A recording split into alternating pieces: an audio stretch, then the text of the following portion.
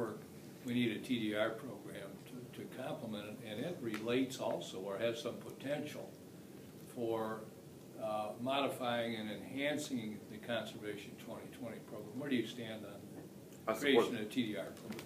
I support the current system we use now. What is that? I don't see no system. I don't see no reason to change the current system now. The TDR program? No, as far as the 2020 or anything. Oh, no. But in terms of TDRs, I have no opinion of that. the county's under substantial pressure as a result of the DRGR plan to create a TDR program. Right. In order to be able to export a lot of that density out of the DRGR into other areas. That needs to be done. That's my opinion, but I was asking yours. Well, I think I told you last week, I think it should move forward with it, but that's all I have to say about that. Okay. Related to that and issues of such as mining or other things where the state, for example, has tried to usurp the authority of the counties to be able to make decisions on allowing for mining or rejecting mining proposals. If you do encounter these things, would you support that local control, or do you think it should be a statewide policy to, let's say, mandate septic tank inspections, mandate where mining applications can be accepted? Where do you fall in terms of that whole local state? I think it falls more on the local. We know our community better. You take myself as a citizen, Don, Cole, Dick lives in Benita Springs.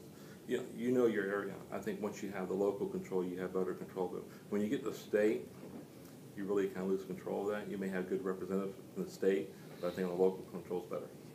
And related to that, we had a state representative tell us a month ago that this county commission was a laughingstock of Florida.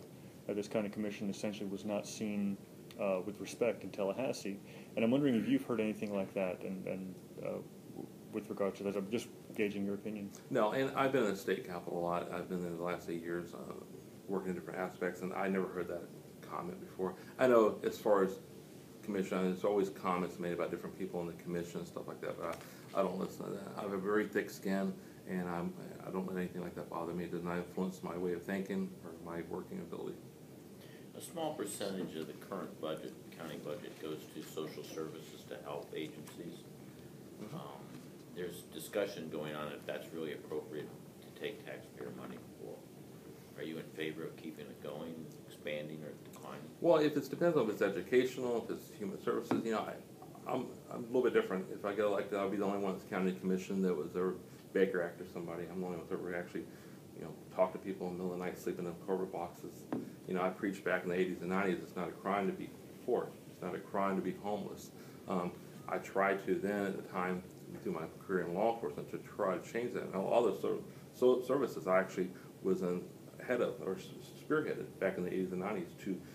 We had avenues to put people. It was a waste of taxpayers' dollars to arrest somebody because they're sleeping at 3 o'clock in the morning in a park bench.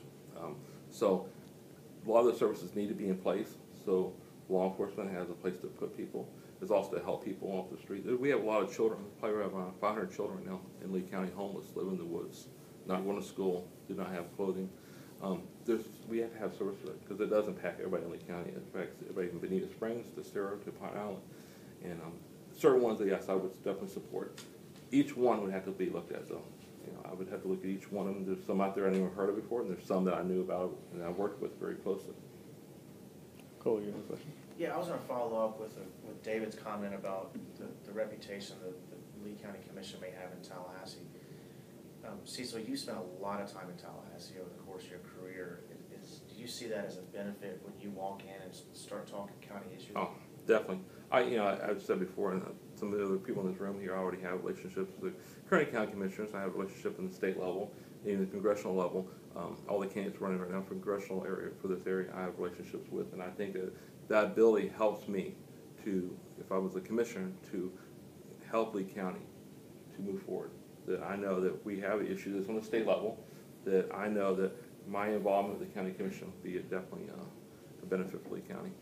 Okay, we have about 5 minutes left of the interview. I have Other questions? Don, you have a question?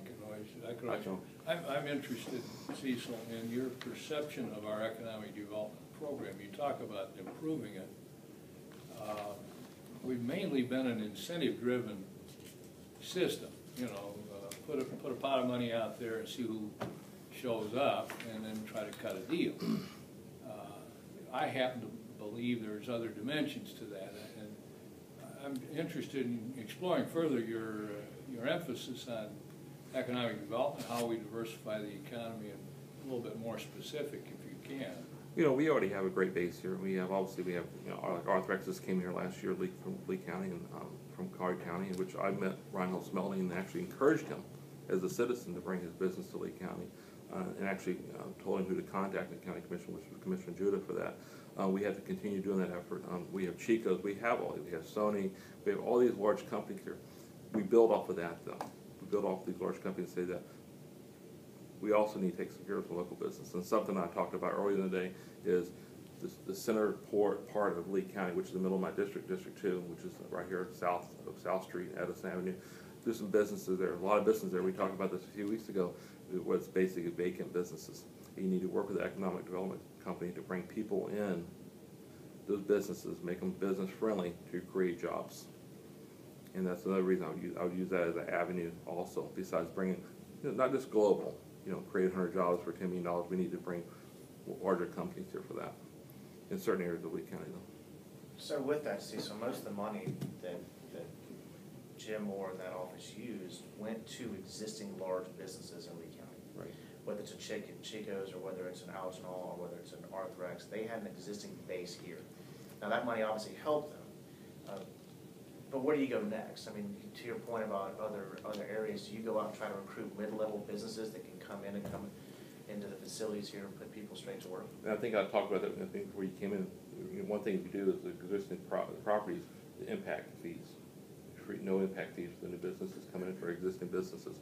Better than having a vacant building sitting there not paying tax dollars to eyesore to the neighborhood. Create jobs by doing that. No money can be used for that. Residents of Lehigh Acres have often said, and many of their leaders have said, that they feel ignored by the county commission, and certainly as a county-wide commission, you'll be responsible for the entire county. We've seen with redistricting, congressional redistricting, that Lehigh is actually in a major, an enormous district now. What might you do to address the issues of people in areas such as Lehigh or other unincorporated areas that feel underrepresented in terms of roads, in terms of services? I think the difference for myself and the current commissioners, or even people I'm running against currently, would be being involved.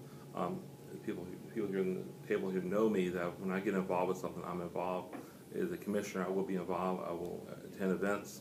I will attend meetings. I will be out in the community, walk in the community, talking to people. If I'm voting on a project, if I'm voting say a sewer plant going in Lehigh, or stormwater runoff, I'm going to go out that project and review that area. I'm not just going to look at a map and depend on staff to tell me this is what I need to do.